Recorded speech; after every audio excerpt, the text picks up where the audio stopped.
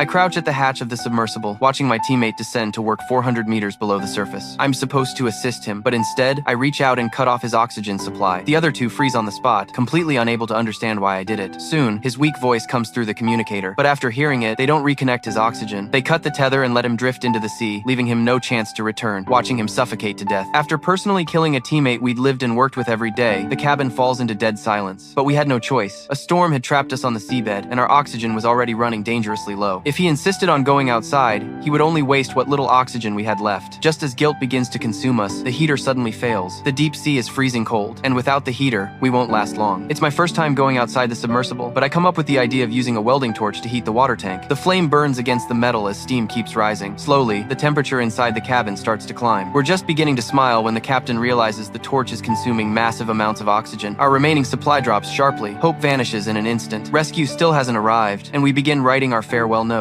Suddenly, the communicator reconnects. The rescue team has finally found us. I quickly report our position, only to be told the storm hasn't passed yet. We'll need to wait at least 3 more hours, but our oxygen won't even last one. Dazhuang suggests there might be spare oxygen tanks near a pipeline connection. Even though going outside will accelerate oxygen consumption, the captain agrees. Dazhuang goes out to search while we stay in shallow water, guiding him by voice. At first, he follows the wrong pipeline. Later, he finally finds the real oil pipeline, only to discover the first location is empty. I check the map and quickly correct his direction. Soon, he spots the oxygen tank, but the tether has reached its limit. The next second, his voice suddenly disappears. The captain immediately goes outside to look for him. Not far away, he finds Dazhuang clutching the oxygen tank and drags him back to the submersible. By now, the oxygen is completely depleted and the alarm is blaring. The captain performs CPR while I frantically install the oxygen tank. Once the airflow returns, Dazhuang slowly regains consciousness. The oxygen supply is temporarily stable, but rescue contacts us again. They say there's too much wreckage nearby and they can't pinpoint our exact location. The captain proposes releasing a beacon and volunteers to do it himself. While activating it, he removes his gloves due to oxygen deprivation, only to be surrounded by swarms of jellyfish. He breaks free from the tether, forces his way out of the jellyfish, and activates the beacon. Then, poisoned, he sinks into the darkness. Only Dazhuang and I are left waiting. Rescue says they still need another hour, but the oxygen won't hold. Dazhuang decisively activates the ascent system. The submersible rises all the way to 40 meters, only to get jammed by wreckage. As the oxygen is about to run out, he takes me toward the escape pod, only to discover there's only one diving suit left.